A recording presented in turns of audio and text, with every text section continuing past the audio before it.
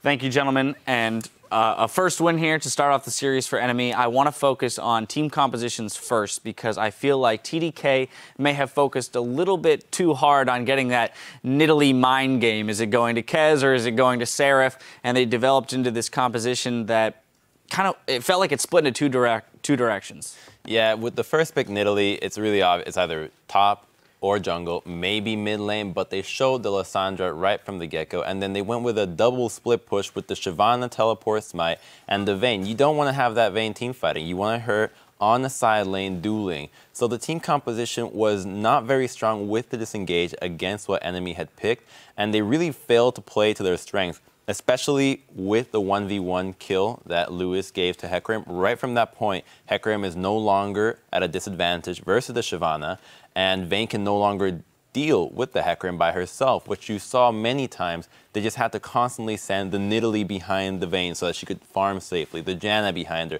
spending so many resources on that while Enemy's just taking towers left, right, and center. Yeah, I mean, no matter where the Nidalee goes, it's still a squishy champion that's a reset waiting to happen. She wants to get off poke, but what Enemy do, they're like, oh, you know what? Let's get long range, hard engage. We have so many options. Oh, we have a Hecarim. Teleport in with home guards. That's a great engage. You know what else? Zac, if we have vision control, he can engage from half a screen away. You know what else we have? Annie rushing distortion boots. So you know what else we have? We keep going. Sivir, ult. Like they had tons of ways to get in. And I kind of to Crumbs' point, there was a very narrow way in which TDK wins this game.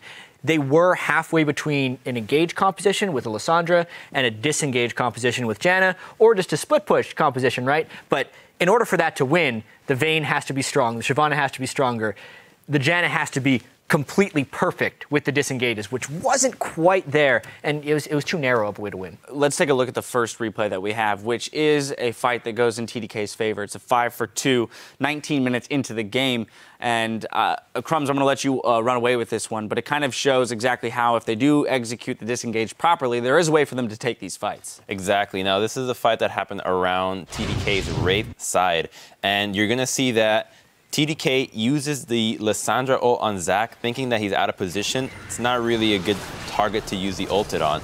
And he flashes in, and right here, Trashy needs to flash, open up with his ultimate, but he tries to get the greedy E and instead only gets the ultimate on Seraph. And now with the botched disengage, they're not able to kill anybody on TDK, just because with this comp, you want to make sure that everybody is CCing at the same time so that the damage dealers can go in. And we see in future fights how they pull that off, and it's beautiful. Yeah, I mean, the main things of this fight with TDK is the Janna did do a proper disengage, and Seraph had a good counter engage. But that was all only possible because of Zac making that small misplay when they're caught up 5v5 like that. Also, yes, it was a great disengage for Janna when the Hecarim finally did come in, but Annie was sitting on a sightstone. She could have dropped a ward closer to the fight, any time prior to that, because the ward that he had to teleport in on Hecarim was actually really far away from the fight, and that's why he got there so late. All right, so we talk about how the fact that TDK can walk away with fights, but they're relying on Enemy making small errors.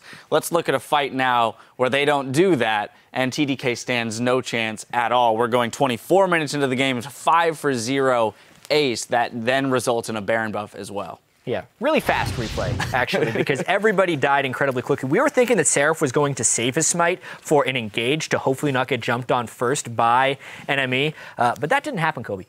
Okay, so let's roll through this. Yeah, so Annie, body drop in there, again with that distortion rush, is the one able to get the jump on this. And we just see that not even a whole second of Annie flash in plus the Katarina flash in for follow-up. And Janna didn't even have enough time to react. That's how perfect Janna has to be in order to disengage this. It has to be as Katarina shunpos in, because Katarina got off her instant cast spell, the W, and the start of her ult channeling, and basically began the resets just off of that. Yeah, the other thing, I like how you guys were mentioning Seraph and the beginning of this fight, because you can see Katarina running down the river. If Shyvana jumps at Katarina, just even at the beginning of that, even if you delay her engage, you can get like half of her life with a challenging smite and a Shyvana ultimate. Because she had the Blade of the Ruined King at the time, so all she needs to do, peel off from the dragon. You're not the jungler. It's not your duty to smite that. But he had smite. He wanted to use it. Use the Blade of the Ruined King on Katarina, force her to react to your presence on her, and force her to use her E in the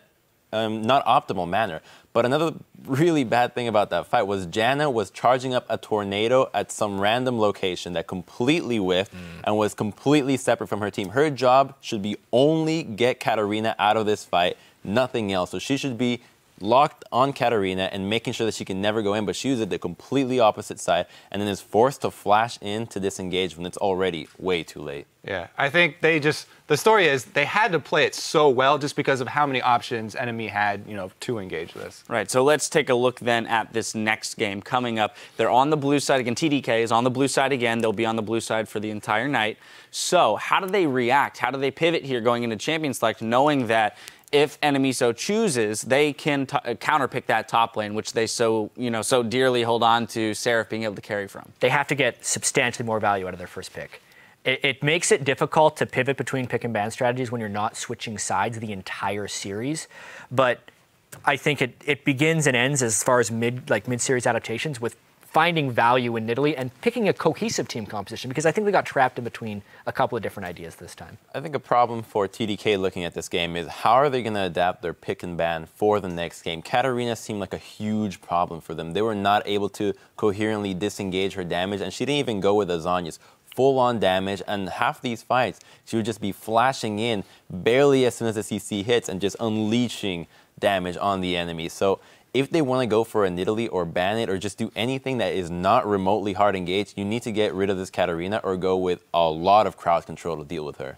I think the picks and the plan of how to execute the team comp are going to be big, but also even just the laning phase. They made several mistakes on both side lanes, so they gave up 2 solo kills before the teams even grouped up for these team fights. So definitely got to concentrate on the first step, laning phase as well. All right, so we'll see if TDK can make the adjustments, give themselves the tools they need to be aggressive, get themselves in a good position through the early game. We are going to step away for a while the teams prepare for our second match between TDK and Enemy eSports. Don't go anywhere. We'll be right back with more of the 2015 Spring Challenger Finals in just a moment.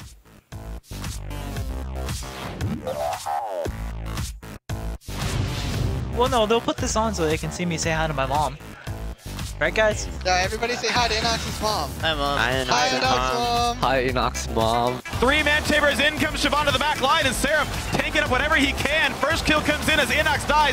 Nice. I'm going. Need the reset? Reset. Reset. Kill the Janna. Back, go back. Afterwards, go back. There's the engage, the backline dive. Wow! Here comes One Flares. kill already. Inox will trade his life. Enemy eSports have taken the first game in the road to the LCS.